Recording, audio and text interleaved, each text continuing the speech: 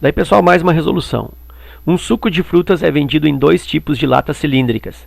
Uma de raio R cheia até a altura H, outra de raio R/2 e cheia até a altura 2H.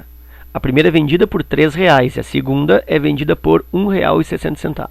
Qual é a embalagem mais vantajosa para o consumidor? Então eu tenho dois tipos de latas. Uma tem um raio menor, né, um raio igual a metade do raio da outra, então ela é mais estreita. Por sua vez, a outra, que tem um raio mais estreito, ela tem uma altura maior, ela é mais comprida. Então, para visualizar isso melhor, ter um efeito didático mais positivo, eu pus os desenhos. Então, na figura, no exercício, não tem as figuras. Tá? O acréscimo das figuras foi por minha conta para dar um ganho aí em termos de entendimento.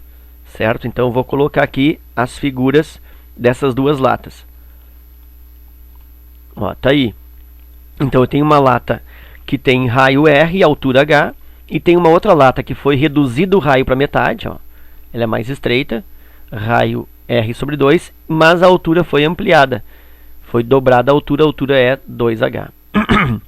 Então, essa primeira lata aqui, que eu vou chamar de lata 1, ela tem um custo de R$ 3,00. Enquanto que essa aqui, lata que eu vou chamar de 2, tem o preço de R$ 1,60. Então a pergunta é qual delas que oferece mais vantagem para quem vai consumir. Bom, então pensa assim, ó, na lata número 1, volume da lata, volume do cilindro, área da base vezes a altura, volume do cilindro, área da base, π vezes raio ao quadrado vezes altura. Volume da lata 1, vou até colocar aqui, ó, volume 1, tá?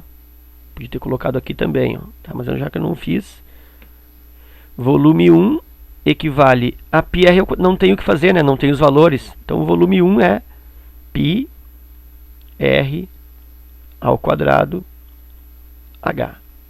Vou marcar isso aqui, ó. Agora eu vou para a segunda lata. Segunda lata, o que está acontecendo? Eu tenho também volume do cilindro igual área da base vezes a altura.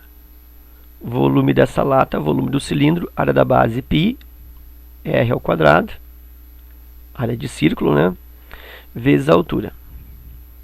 Então o volume 1, ou aliás o volume 2, eu começo a substituir. O π é π mesmo, né? É ele mesmo. Vezes o raio. Bom, daí o raio da lata 2, ó, é R/2.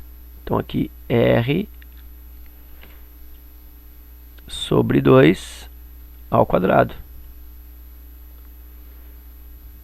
Vezes a altura. Bom, a altura aqui, ó, 2H. Aí eu tenho que o volume 2 é igual a π vezes R sobre 2 ao quadrado, isso vai dar R ao quadrado, né, eleva o de cima, e 2 ao quadrado, 4, eleva o de baixo, vezes 2H. Nesse caso aqui eu posso estabelecer uma simplificação, né, um cancelamento aqui, ó, 2 com 4, aqui embaixo dá 2. Isso então acaba por ficar em π vezes raio ao quadrado sobre 2 vezes h. Para melhorar essa escrita, eu uso um denominador só para todos, que é π r ao quadrado vezes h, isso sobre 2. Ok? Então o volume 2 deu isso. Aí se tu observar, olha só, aqui, ó, isso aqui é o próprio volume 1. Olha só, volume 1 deu π r ao quadrado h. Aqui o volume 2 deu π r ao quadrado h sobre 2. Então dá para dizer o quê? Que o volume 2 é a metade do volume 1. É volume 1 sobre 2. Então a lata número 2 tem a metade do líquido da lata número 1. Tem a metade do volume. Ok? Então olha só. se eu quero consumir o mesmo, se a lata 2 tem a metade do volume e eu quero consumir a mesma coisa que uma pessoa que consumiu a lata 1, tipo assim, ó, Antônio consumiu a lata 1. E aqui Beatriz consumiu a lata 2.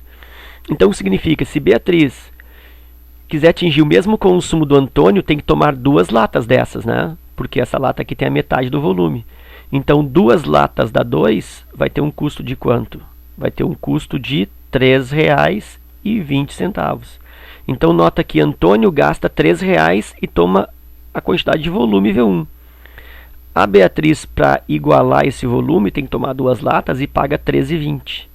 Então, qual é a lata que é mais vantajosa? Logicamente que a lata ou a embalagem, vou chamar aqui tipo 1, tá? A lata tipo 1 é mais vantajosa. Ou seja, tu ganha uma economia de 20 centavos a cada uma lata que tu toma do tipo 1 em relação a 2 do tipo 2. Ok? Então essa é a relação. Antes de encerrar o vídeo, já que eu já atingi o objetivo, né, que era verificar qual mais vantajosa, antes de encerrar o vídeo eu quero te mostrar o seguinte: por que acontece isso? Porque a lógica, à primeira vista, é que as 2 latas têm o mesmo volume. Se o raio reduz a metade, mas a altura dobra, então fica a mesma coisa. Essa é a ideia inicial, né? Vamos dizer assim, leiga, né? Sem um aprofundamento matemático mais cuidadoso.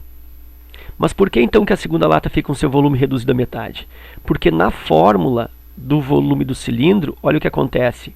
A fórmula do volume do cilindro é assim, ó. O volume do cilindro é o π, ok? Uma constante, é um número, 13,14.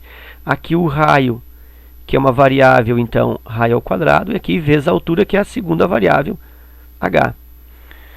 Quando tu varia o raio, se tu mexe no raio, o raio está ao quadrado. Então, se tu reduz o raio aqui, ó, como ele está elevado ao quadrado, ele amplifica essa redução. Quer dizer, ele se torna uma redução maior. Aqui na altura, ele está no expoente 1. Então, se tu mexe na altura, a mexida na altura é uma mexida linear. Dobra a altura, dobra o volume. Reduz a altura à metade, reduz o volume à metade. Mas o raio não. Como o raio é ao quadrado, se tu reduz o raio à metade, na realidade o volume é reduzido à quarta parte. Então o raio é reduzido faz o volume reduzir a quarta parte, porque ele foi reduzido para metade, e de certa maneira um pouco compensado porque a altura depois aqui dobrou, ó, 2h. Então em vez de ter 1/4 do volume, eu tive meio volume. Isso por quê? Porque eu dobrei a altura. Tá? Mas então, como o raio está ao quadrado, a interferência no raio gera uma, vamos dizer assim, uma modificação maior em relação ao volume do que uma modificação, uma alteração na altura, ok? Bom, então era isso. Espero que tu tenha aproveitado. Obrigado pela visita, forte abraço e até a próxima.